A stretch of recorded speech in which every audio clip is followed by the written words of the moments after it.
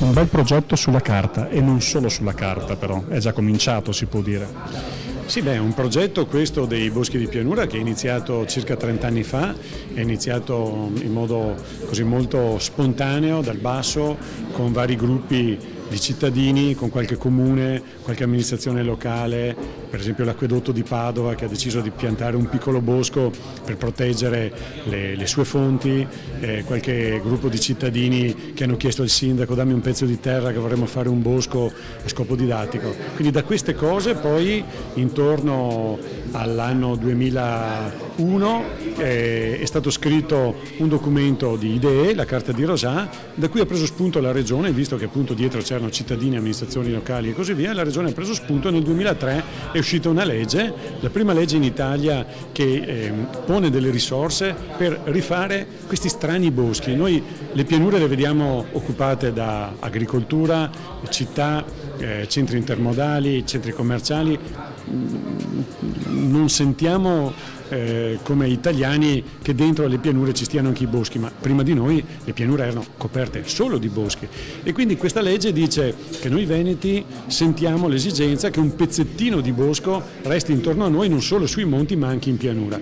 Con questa legge abbiamo fatto molto, siamo arrivati circa a decuplicare la superficie di boschi di pianura del Veneto, moltiplicare per 10 quello che avevamo prima di residuissimi boschetti di pianura.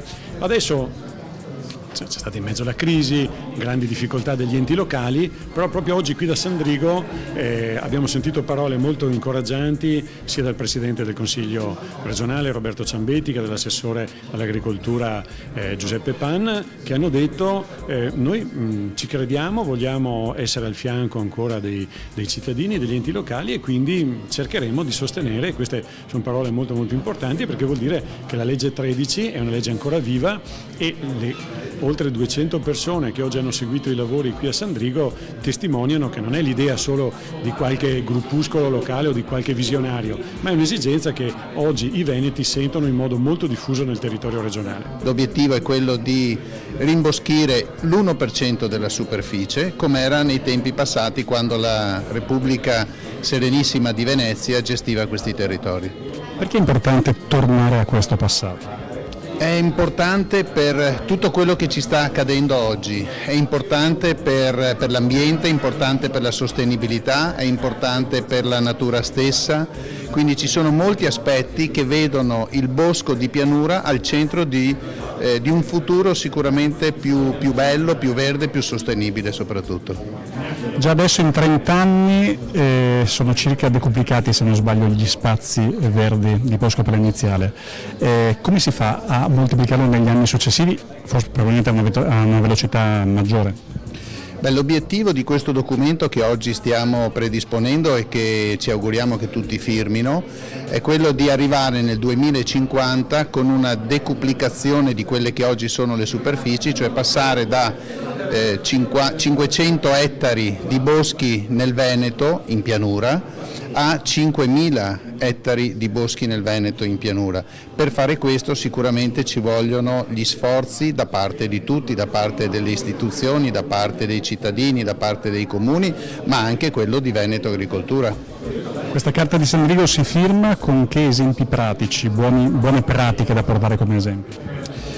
Intanto è un secondo step, il primo step era stato fatto con la firma della Carta di Rosà 10 anni fa, qualcosa di più, 15 anni fa, e sulla base di quello poi è stato fatto uno sviluppo sicuramente molto bello, molto importante. Adesso si firma questo nuovo documento, questo impegno nel quale tutti vogliamo metterci. La cosa bella è che la politica sta rispondendo molto bene a questo progetto, gli enti pubblici stanno rispondendo bene, i cittadini anche, per cui credo che ci siano tutti i presupposti perché effettivamente si possa raggiungere l'obiettivo. Si torna a parlare di questo passante verde, ma in realtà si è sempre parlato, con che passi in avanti? Si è sempre parlato di passante verde non solo dal mio insediamento ma ben prima. Oggi però siamo in grado finalmente di dire che abbiamo fatto un passo ulteriore e il 6 novembre verso le 11 di mattina procederemo in zona Mirano alla messa a dimora della prima pianta dell'ulteriore fase, quindi dell'implementazione del passante verde già esistente. Un'implementazione che quanto dovrebbe durare nel tempo? Vi si chiede maggior velocità o maggiore anche intensità di piano?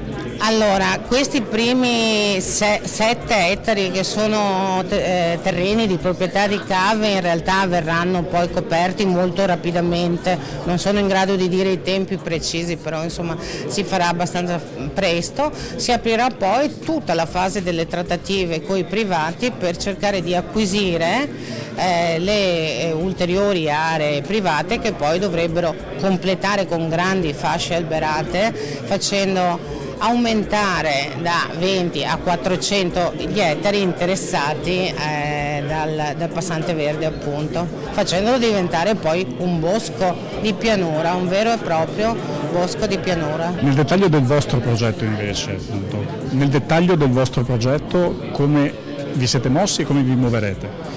Ma adesso le aree sono state già lavorate dal Consorzio di Bonifica, ci sono delle dune importanti, ci sono delle aree acquatiche, verranno piantati circa 16.000 piante, molte piante acquatiche saranno rare, è una cosa molto molto bella e che rimarrà per decenni, per secoli. Esatto, questa è una svolta di sensibilità molto importante. Quest'oggi, da quello che avete sentito nei discorsi, è una vostra sensibilità o è condivisa con altri comuni? Per ora questa è una sensibilità nostra che è originata dal fatto che lì vicino c'è il casello autostradale, c'è il passante, per cui una fonte di inquinamento molto importante. La cosa è nata come una compensazione ambientale che abbiamo pensato per i nostri cittadini. La questione però può diventare interessante se allargata. Abbiamo bisogno attorno a Mestre di forti cinture boschive perché l'inquinamento sta diventando un grossissimo problema. L'esempio di Mestre è un esempio, direi, importante, è diventato molto importante non solo per l'estensione che è di oltre 230 ettari di boschi veri e propri più un altri 130 diciamo di parchi, quindi superiamo ampiamente, andiamo verso i 400 ettari interessati all'interno tra l'altro di una città che per essere la Cenerentola del cemento e non del verde oggi ha 5 milioni di metri quadrati di verde pubblico.